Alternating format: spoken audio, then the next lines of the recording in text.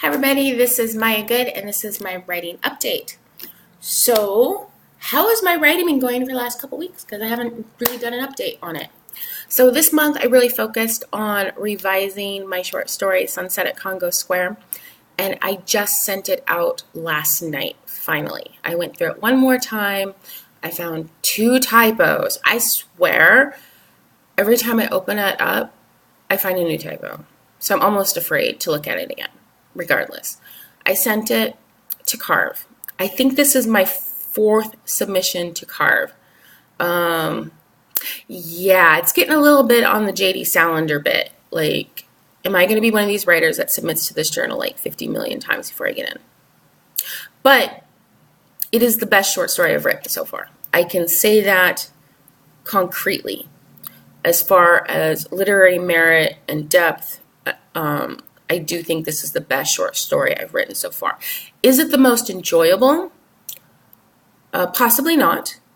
It's not a happy story. I do think some of the short stories that I've self-published, the 4 that I've self-published, I think those are much more enjoyable general public type stories.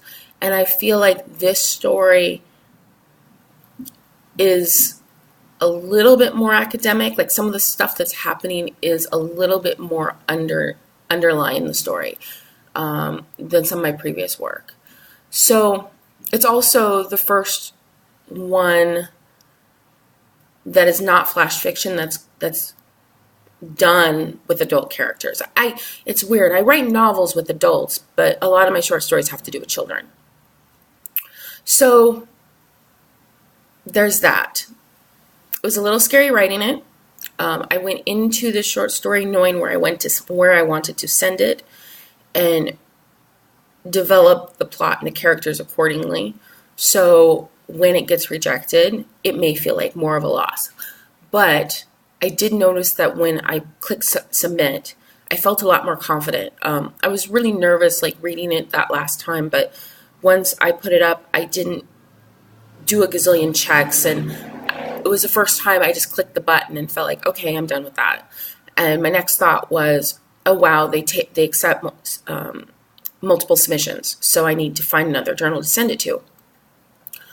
The contest results come out in February, and with multiple submissions, you have to tell them if you get in someplace else. And the contest is a significant amount of money. I could use it. So it's more than what the average literary journal is going to pay. So I'm looking right now at several options for journals to submit it to that have longer lead times so that I don't possibly get an acceptance before the Carve magazine results come out. Because that would suck. To be like, oh yay, I got it published and $150, and then, oh wow, I almost won. So that's where I'm at with that. I think this is the story because of the timing, it won't be published by the application time for both VONA and Napa Valley Writers Conference. And so I think I'm going to submit it to both of those. Although I'm kind of considering Sugarloaf. I'm not sure where I want to go for writers' conferences this year. I would like to go to 2 writers' conferences next year. That is a lot of money. I would have to do a ton of fundraising for it. But I think I can manage with scholarships and stuff. And I've been really looking into a lot of writing grants. So that's where I'm at on that. Now, upcoming stories. I have a lot of short stories that I've written with Bradbury Challenge, and they all pretty much suck. There's a couple, though, that I like. There's 2 in particular that I like for my series on children's innocence. And so those I need to set aside to revise and rewrite. Actually, one of them is going to take a whole rewrite. But I like the topic, I like the characters, and I think it works really well with the theme of those stories. But that's not top priority. So it's going to be a while until I have a new ebook out with another one of those stories. My top priority right now is getting prepared for 2 literary journal submissions a month. That is not 2 stories going out.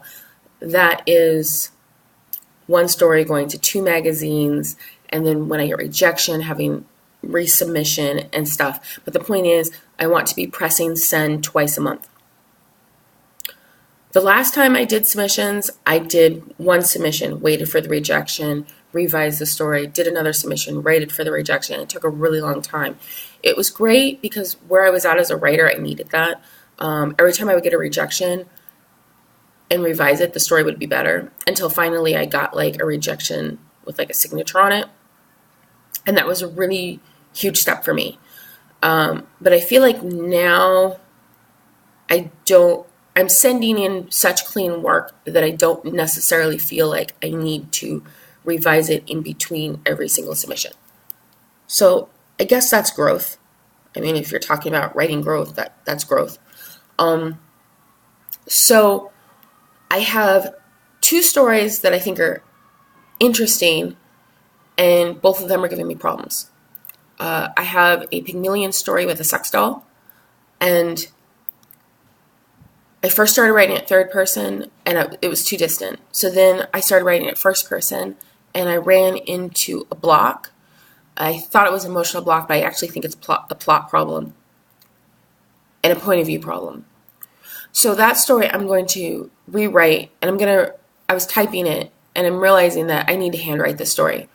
So I'm going to be handwriting that story this week. I think also the problem is, this is going to sound really silly, I can't start a project unless I have a title. And I went into this without a title. And without a title, titles give me direction when I'm writing. And it just feels wrong. It feels off. It feels weird. It doesn't feel stable or grounded for me to be writing the story without a title.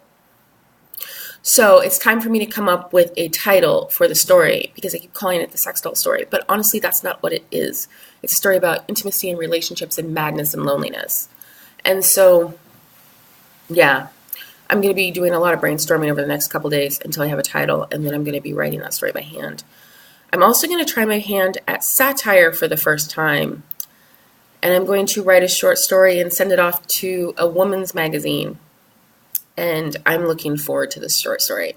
I've talked to two people about it, and we couldn't stop smiling just talking about it. I've never written satire. I've only read a very light amount of satire. Way of All Flesh, that's satire, but it's old, but it's hysterically funny, and it totally holds up in time. We've read some magical realism that definitely edged towards satire on Literary Roadhouse, and I enjoyed it. So I think what I'm going to do is I'm going to take my premise, I'm going to consider my characters, and I'm going to consider what is the craziest thing that can happen and kick it up a notch and just kind of go to the absurdist level of it. The idea that prompted this story is, if you're a knitter, you know about the sweater. So this is not just any sweater. This is the sweater you knit for your significant other in order to test what level your relationship is at. If you are not brave enough to knit this sweater, you might start off with socks in preparation for the sweater. If the socks are well received, he might get a hat next, and eventually he might work up to the sweater. But when you give this sweater, the sweater will tell you whether or not you're going to end up married or whether you're going to be no longer together several days later, because sweaters take a long time to make, they take a huge commitment, and it takes a lot of knowing your partner in order to knit a sweater that does not suck. So that idea, combined with a massive love affair of like water for chocolate, prompted a satirical knitting erotica story. And I'm really looking forward to writing it. Like, really? Yes, I'm doing it. This story has to happen. So there's that. And then I'm doing a lot of brainstorming. I want to submit something to Glimmer Train. They've got a contest January, February, I think. Yeah, January, February. They've got a contest that I want to submit to. I was going to submit to their Family Matters contest, because they take work that's been published online, and I was thinking about taking Broken and revising it one more time and going ahead and sending it, even though it's already been self-published, because they will accept it. But I don't know if it's good enough. I'm going to go through Broken again and see. But I want to submit something to Glimmer Train in the next couple weeks, just because I need to get that first time over with so that I can stop being so nervous every time I look at them. So that's where I'm at with my writing. I had a great writers group the week before last. We had a PR rep for writers come in and talk to us. The PR rep mostly works with traditionally published authors, but also works with some self-pub authors. And I am going to do a video on what I learned and what I thought of that talk. So look forward to that later on this week. Ciao.